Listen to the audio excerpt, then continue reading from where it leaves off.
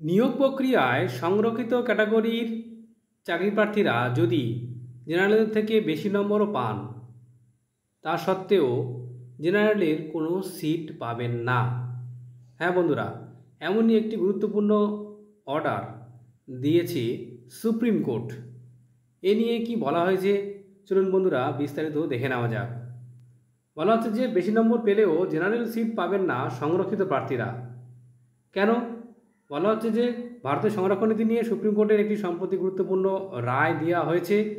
সেই রায়ে চাকরি প্রার্থীদের জন্য নতুন দিশা দিয়েছে। কি বলা হচ্ছে?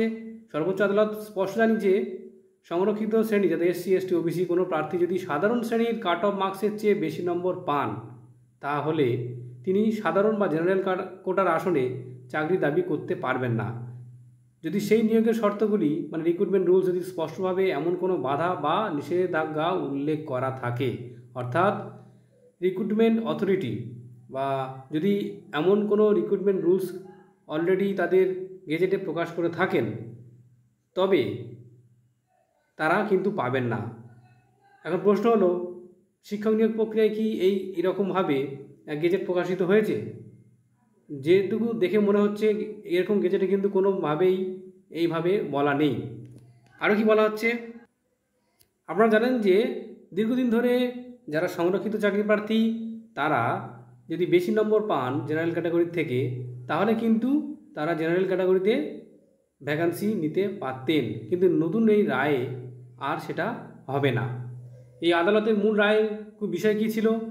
সুপ্রিম কোর্টের বিচারপতি সূর্যকান্ত এবং জয়মাল্য বাগচির বেঞ্চ জানিয়েছে, কোনো প্রার্থী যদি বয়স, শিক্ষাগত যোগ্যতা বা পরীক্ষা ফি এর মতো বিষয়ে কোনো সুবিধা বা ছাড় গ্রহণ করেন এবং নিয়োগের শর্তে যদি উল্লেখ থাকে যে এই ধরনের সুবিধাভোগীরা জেনারেল কোটার জন্য বিবেচিত হবেন না, তাহলে সেই নিয়মই চূড়ান্ত বলে গণ্য হবে। চাকরি প্রার্থীদের জন্য এর কী প্রভাব পড়বে? এই রায়ের পর চাকরি প্রার্থীদের জন্য সবচেয়ে জরুরি বিষয় হলো, যে কোনো সরকারি চাকরির আবেদন করার আগে তার নিয়োগ বিজ্ঞপ্তি ও নিয়মাবলী খুব ভালোভাবে পড়ে নেওয়া দরকার।